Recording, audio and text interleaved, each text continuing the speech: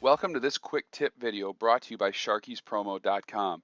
In this video, we're going to briefly go over the difference between a raster image and a vector image when it comes to the image quality and how it'll be used in your artwork.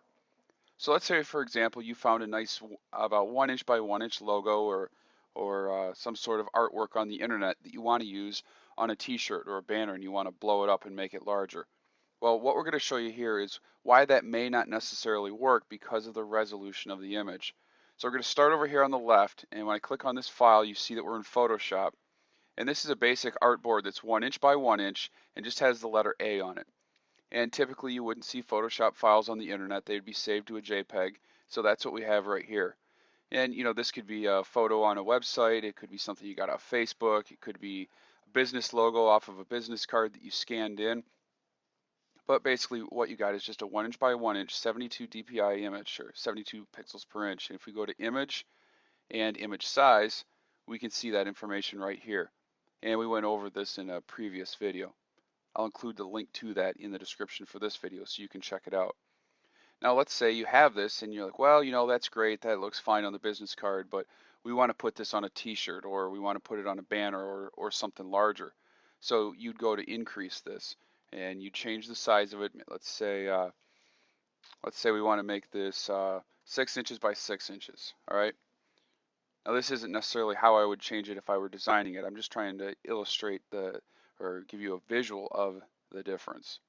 So see what happens to this image. The edges are very grainy, fuzzy, not sharp at all. Okay, we kind of went over this in the other video as we discussed why resolution matters. So what do?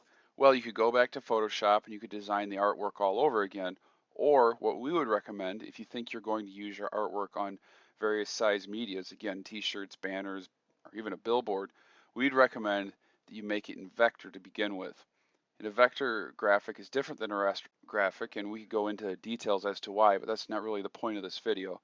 So now we're in Illustrator, if you see up here at the top, and this is a vector graphic.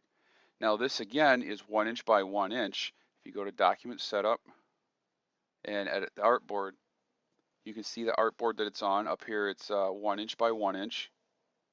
Okay, and what we want to do is we want to change the size of this graphic. So let's change it quite a bit.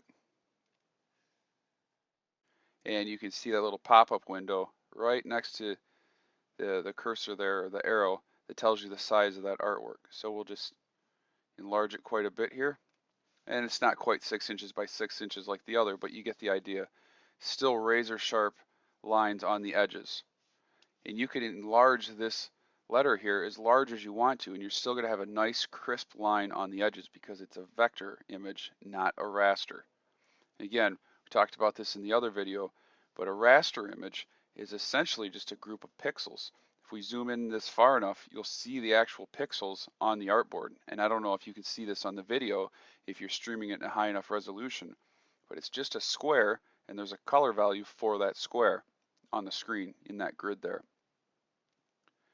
Now when you do the same thing over on the vector image, you can zoom in as far as you want, and the only time you're ever going to see any pixelation or graininess in the image is going to be the limitations of your actual computer screen or this video screencast that I'm doing.